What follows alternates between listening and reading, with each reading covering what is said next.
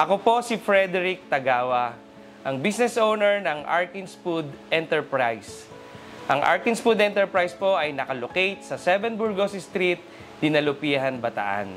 Currently, ang Arkins Food Enterprise po ay nagbebenta ng pizza, isang brand ng ice cream, at yung bago ko po ngayon, coffee services like sa mga events, ganyan.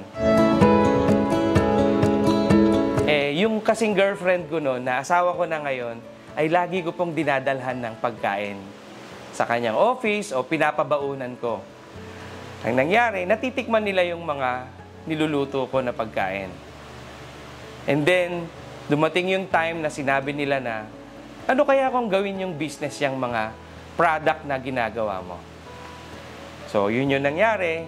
Nag-start ako ng maliit na business. Nag-start nga ako sa fishball, siomai, lamesa lang, tapos ang puhunan ko, 10,000 lang, inutang pa namin. And then, dumating yung time na nakaisip na rin ako ng ibang product. Yun nga yung pizza o yung brand na ginamit namin, yung Express Chow.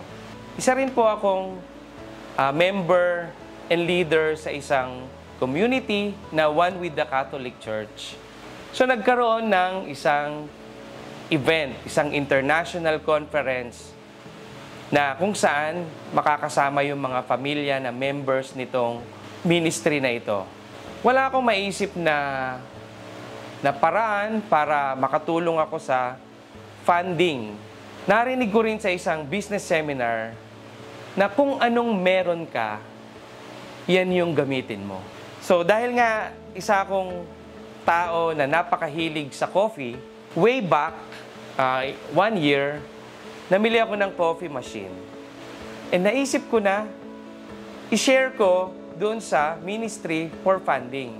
So every time na may activity yung community namin, nagbebenta ako ng coffee kasama yung mga ilang kasamahan namin. And na-realize ko doon sa ginawa kong pagtulong sa paggamit ng machine na yun para makapag-produce ng fund para sa conference, ay pwede rin palang maging isang business yung coffee machine na yon. Kita natin na ang ganda nung naging effect na kapag tayo ay faithful, tumutulong tayo sa ating kapwa, tumutulong tayo sa isang ministry, even yung business natin, ibe-bless ni Lord. When it comes naman sa management ng business, halos ako lang din lahat. So, meron lang mga ilang staff na minsan nauutusan ko, pero sila rin naman yung mga frontliners namin sa aming mga stores. So, pagdating sa finance, purchasing, marketing, ako na rin po lahat yon.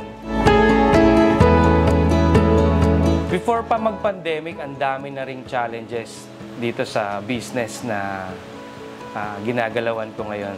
Nandyan na yung medyo kinakapos ka sa kapital, and then lalong-lalo na nung nag-pandemic, lalo akong nahirapan. So, ang dami kong employees noon. Siguro ang employees ko noon nasa 15. Pero ang nangyari, dahil nga pandemic, yung aming store ay hindi nakakabenta talaga. Ang hirap pala kapag ikaw ay business owner, na hindi mo basta matanggalan ng trabaho yung mga employees mo na alam mong sa'yo umaasa. And then dumating yung time na kinakausap ko sila, unti-unti, sinasabi ko sa kanila na medyo maghanap na sila ng papasukan nila. And yung iba naman, sinabi ko na i-retain ko sila and structural lang tayo.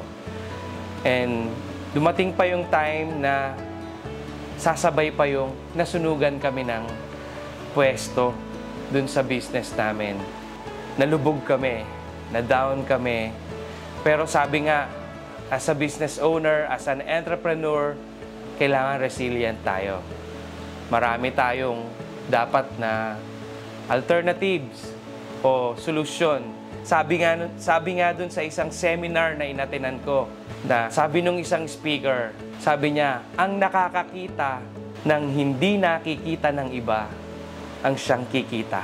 That's why, nung time na iyon, sabi ko, ano yung mga nakikita ko na pwede akong kumita, na hindi pa nila nakikita. Yun yung time na naisip ko na rin na mag-shift ng konti sa business at nakilala ko yung pagkakaroon ng coffee services o yung pagkikater ng coffee. So marami din ako mga naging mistakes sa pagbibusiness ko. Nandyan na yung gusto ko, lumaki ka agad. Pero mali pala. Sa isang business pala, kailangan simulan mo sa maliit. Kapag na-perfect mo na yung system or hindi naman perfect, sabihin na nating maayos na or kukonti na lang yung loopholes, saka ka palang mag-expand doon sa susunod. Ang nangyari sa akin, gusto ko kaagad 2 branch, 3 branch, mali pala. Kaya mabibigay ko lang ding tips sa mga nagsisimula pa lang mag-business. Matuto po tayo sa pagkakamali ng mga iba pang business. Like yung nangyari nga sa akin na pagkakamali. And in business din kasi kailangan marunong tayong sumabay. Like, siguro magiging successful yung isang business kung flexible tayo, kaya nating sumabay. Nasa digital age na tayo eh. Kung lahat ng business may Facebook page na, dapat yung business natin may Facebook page din. Siguro pwedeng maging paraan din yun para maging successful yung business natin. Yung exposure niya sa social media, yan, at sa iba't ibang platform sa internet. Malaki rin ang tulong ng PCCI sa mga business owners. Kasi dito sa PCCI, nandirito yung mga tao na hinahanap mo na makakatulong sa business mo. Totoo yan. At sabihin na natin, nandirito rin sa PCCI yung mga trainings at saka yung mga workshops na kailangan mo para ma-improve or ma-innovate natin yung ating mga business. At ito pa, iba rin ang fellowship pag member ka ng PCCI Bataan. Kasi tingnan natin nagkukwentuhan na kayo ng magagandang bagay, natututo pa kayo mag-business. Kaya nga po sa mga bagong negosyante o sa mga gusto palang magnegosyo, marirecommend ko na maganda ring sumama kayo sa mga organization na katulad nitong Philippine Chamber of Commerce and Industry, Bataan.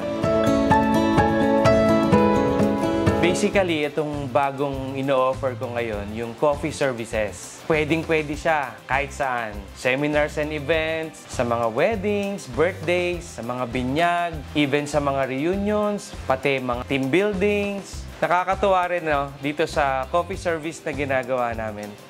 Ito rin yung naging way o naging avenue para magkaroon din kami ng distribution para maibenta yung mga coffee bean, makapagbenta kami ng milk like ito nga, for example, yung Lemu na full cream milk ay ino-offer na rin namin kahit sa mga supermarket.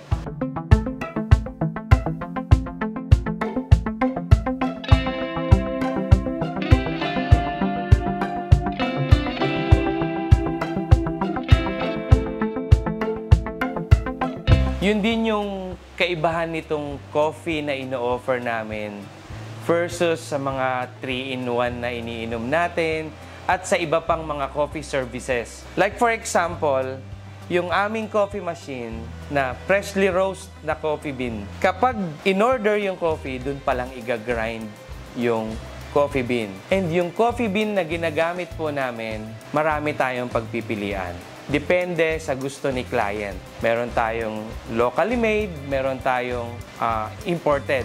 Like for example, meron tayong Benguet, meron tayong Sultan Kudarat na coffee bean, meron din tayong Brazil, meron din tayong Vietnam.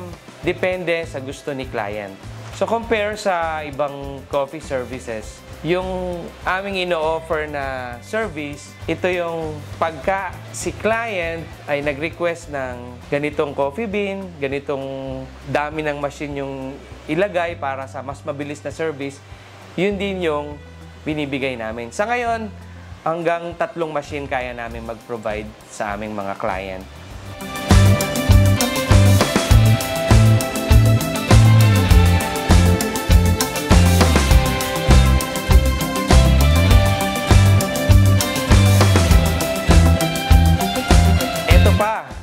may good news ako sa inyo.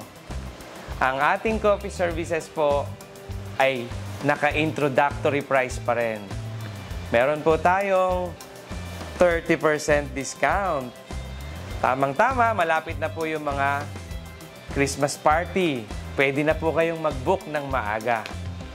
Sa mga weddings, sa mga seminars, sa mga business events, birthdays, even sa mga team buildings. Pwedeng-pwede kaming mag-cater kahit sa buong Bataan at sa mga karatig province pa natin.